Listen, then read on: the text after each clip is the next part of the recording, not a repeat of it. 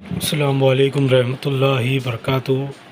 अल्लाहुम्मा सल्ली अला सय्यिदना मौलाना मुहम्मदिन बारिक वसल्लिम सलातो वस्सलामु अलैका या रसूल अल्लाह सल्लल्लाहु ताला अलैहि वसल्लम।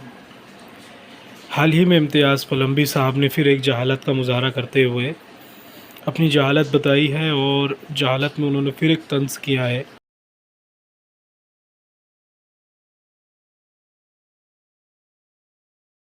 अस्सलामु अलैकुम वरहमतुल्लाहि वबरकातुहू। मैं मोहम्मद इम्तियाज़ पलामी। मुअज़्ज़ज़ नाज़रीन, बरेली मज़हब के एक मदरसे की ऐसी गलीज़ हरकतें सामने आई हैं और ऐसी अफसोसनाक खबर आपको बताने जा रहा हूँ, जिस खबर को सुन करके आप लानत भेजेंगे, अफसोस भी करेंगे, शर्म से आपकी निगाहें झुक जाएंगी।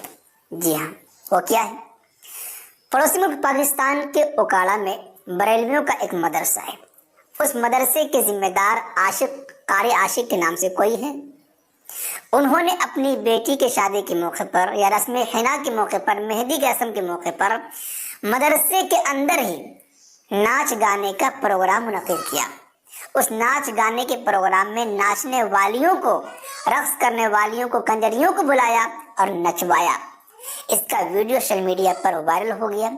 ये खबर भी सोशल मीडिया पर वायरल हो चुकी है। या कोई अय्याश ऐसे लोगों को कान पकड़ करके दो चार तमाचा लगा करके मदरसों से बाहर निकालना चाहिए। इनकी वजह से उलमा बिरादरी बदनाम हो रही है, इनकी वजह से मदारिस बदनाम हो रहे हैं। आवाम का एतमाद उलमा से बिल्कुल ख़त्म होता जा रहा है। उनकी बुनियादी वजह ऐसे खबीस और घटिया किस्म के लोग हैं। मसलक आला हज़रत रज़ी अल्लाह ताला अन्हु पर और एक मदरसे के बारे में बताया है। मदरसे में पता नहीं कौन आशिक साहब है और पता नहीं कहाँ का मदरसा है और कहाँ पे जो डांस हो रहा है, जो जिसकी बेटी की शादी है, डांस हो रहा है वगैरह वगैरह XYZ। ये खुराफात उन्होंने दिखाकर और कहा है लोगों को, देखो ये मदरसे में होता है हमारे, और सुन्नियों के मदरसे में, हनफियों के मदरसे में, अशरियों के मदरसे में ऐसा ऐसा होता है। तो लिहाजा ये जो है, इससे सुन्नियों के, अशरियों के मदरसे में नफ़रत फैलाने की कोशिश की है उन्होंने फिर एक बार फ़िरका वारियत को आग देने की कोशिश की है इम्तियाज़ पलम्बी साहब ने। बजाय इम्तियाज़ पलम्बी साहब की मजाल होती कि वो हमारी पुरानी बातों का जवाब देते, उन्होंने नया मरहला छेड़ दिया और नई बातें हमारे सामने लाई जो कि उसूल के मेयार के बाहर है, जो कि बिल्कुल बाहर है, जो जिसका बात का कोई लेना देना ही नहीं दूर दूर तक दीन व सुन्नियत से, जो इसको हम खुद खुराफात कहते हैं। पहली बात। अलगरज दूसरी चीज़ देखिए ये है कि उन्होंने बड़ी आसानी से वीडियो आपके सामने, देखिए किताब है आपके सामने, मुनाज़िर रशीदिया का खुलासा, मुख्तसर खुलासा है मुनाज़िर रशीदिया। ये इम्तियाज़ पलम्बी साहब, ये देखिए मैं आपके सामने मार्क किया हूँ मैंने, नकल दलील से बेहतर है, नकल दलील से बेहतर है। उसमें क्या लिखते हैं मैं आपके सामने मार्क करता हूँ थोड़ा सा, मतलब ये आपको मैं बताने के लिए आपके जहन को, कि आप क्योंकि पढ़े लिखे आदमी हैं, आप मुफ्ती हैं, तो आप जानते होंगे, आपने मेरे से पहले ही किताबें देखी होंगी, तो देखी होंगी, शायद आपने भूल गए हो, आपने आवाम का तरीका अपना लिया, तो इसलिए आपको बताने के लिए सिर्फ मैं दिखा रहा हूँ। देखिए लिखा हुआ है, किताबुल्लाह, ये सुन्नत रसूल सल्लल्लाहु अलैहि वसल्लम, ये सिकाह एले इल्म के अकवाल से इबारत को नकल करके पेश करना। ठीक है, ये उसूल होता है मुनाजरे का, कि जब भी मुनाजरे का, बहस का, इख्तिलाफ के मसाइल को हल करने का, या इख्तिलाफी मसाइल पर बहस करने का, उनसे बात करने का, उनसे इस्तराब करने का, कि सिक्का अहले इल्म के अकवाल से इबारत को नकल करना होती है। ठीक है, अपनी तरफ से दलील कायम करने से बेहतर है, खुसूसन हमारे ज़माने में जब झगड़े ज़्यादा पाए जाते हैं। ठीक है, तो निज़ा से बचने के लिए नकल इबारत दलील से बेहतर है। देखिए, ये मैं आपको कह रहा हूँ कि बजाय आवाम की बातों को लाने के, और वो मिस्टर आशिक साहब जो भी है, मजहूल शख्स है, वो कोई सिका आलिम नहीं है हमारे नज़दीक, ना उनका कौल हमारे नज़दीक हुज्जत, ना फेल हमारे नज़दीक हुज्जत, ना उस मदरसे की बुनियाद की असल को हम जानते हैं कि किसने, कोई रफाफिज होगा बनाने वाला, कोई कादियानी होगा, या फिर कोई आपका ही मजहब वाला भी हो सकता है आप हमारे खाते में डाल रहे हो। चलिए फिलहाल जो भी है वो, अगर हम बिलफर्ज मान लो हमारा भी है, लेकिन सिका हम उसे डिक्लेयर नहीं करते, उलमाए मुतकद्दिमीन उसे डिक्लेयर नहीं करते। ठीक है, तो इससे मैंने आपको ये बताया आप इस बातों को जहन में रखिए। इतने जल्दी प्ले करूँगा मैं, जहन से ये आपके सामने वीडियो प्ले हो गई, जिसमें वो कैसे कह रहे थे करके जो मदरसे होते हैं अल्लाह के लिए होते हैं वगैरह वगैरह XYZ, ऐसे लोगों को कान पकड़ के निकालना चाहिए, इसीलिए लोग उलमा से बज़्ज़न हो रहे, ऐसे सब चीज़ों का उन्होंने इस्तेमाल किया है। तो मुझे एक बात बताइए इम्तियाज़ पलम्बी साहब, ये आपका मदरसा है, देखिए आपके मदरसे को देखिए, ये तस्वीर मैंने लगा के डाली है, मदरसा है और ये मदरसे में क्या हो रहा है खुद आप देखिएगा। जो इंडिया के प्राइम मिनिस्टर हैं उनकी फ़ोटो है पीछे और लोग उनसे दुआ कर रहे हैं। तो जो मदरसा खुद शिर्क की तालीमात देता हो, वो मदरसे को क्या हक़ है कि दूसरे के बारे में बोले। अलगरज मुख्तसर बात यह है कि जो मदरसा कर रहा है, नाच रहा है, नचा रहा है, जो भी XYZ जो भी काम आपने बताया है कि वो जो वो कर रहे हैं, हमारे नज़दीक बिल फेल कोई भी हो, वो कोई भी आलिम हो, कहीं का भी आलिम हो, वो काम हराम है।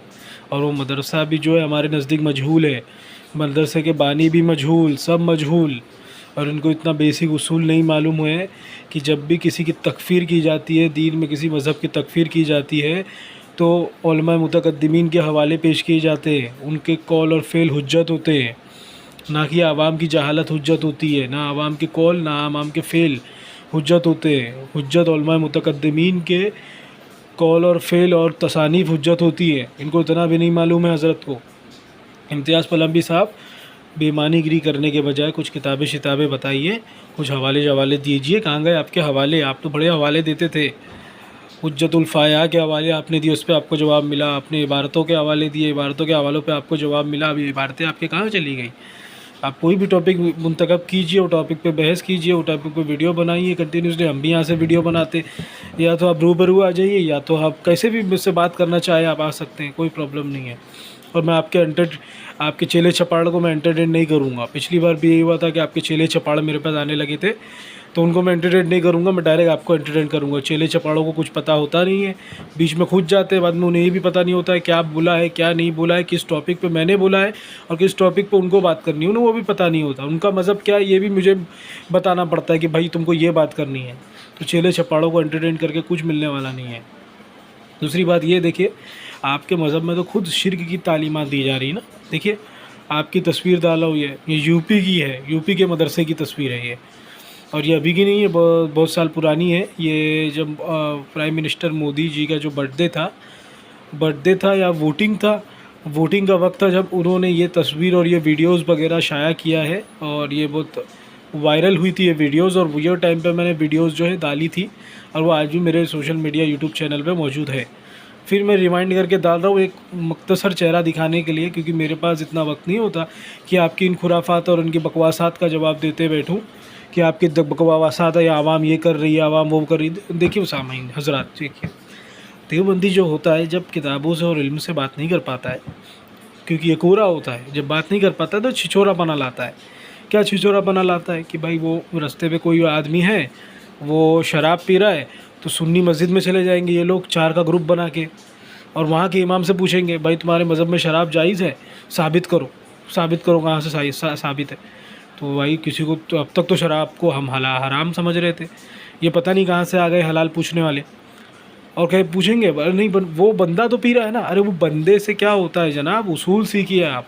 वो बंदे के कौल और फेल हमारे लिए हुज्जत ही नहीं है, हमारे मज़हब के लिए वो बंदा कुछ है ही नहीं, वो सिर्फ एक नुमाइंदा भी नहीं है, कुछ भी नहीं है, वो आवाम है। आवाम के कौल और फेल हुज्जत होते ही नहीं। और अगर बिलफ़र्ज़ आवाम के कौल और फेल अगर हुज्जत होते हैं, अगर आवाम के कौल और फेल हुज्जत होते हैं, तो ये आपकी आवाम क्या कर रही है मुझे बताइए, क्या आपकी आवाम कर रही है? एक जो फ़ोटो लगा हुआ है पीछे, यानी कि एक मूर्ति लगी हुई है, उसके आगे हाथ फैला के खड़े हुए ये लोग, क्या ये क्या करने कुछ? मस्जिद का नज़ारा नहीं, मस्जिद के बाहर का नज़ारा है। आप इसके आगे देखोगे मस्जिद की मेन गेट के बाहर ये लोग खड़े हैं। ये यूपी की मस्जिद है देवबंदियों की, तो ज़रा इसको भी एक्सप्लेन कर दीजिए क्या है ये। मस्जिद के अंदर होते तो चलो आप तावील कर सकते थे कि भाई अल्लाह से इबादत कर रहे, दुआ कर रहे, लेकिन वो जो पोस्टर लगा है, उसके आगे पेपर बिछे हुए, उसके आगे क्या करने की कोशिश कर रहे हैं आप समझा दीजिए।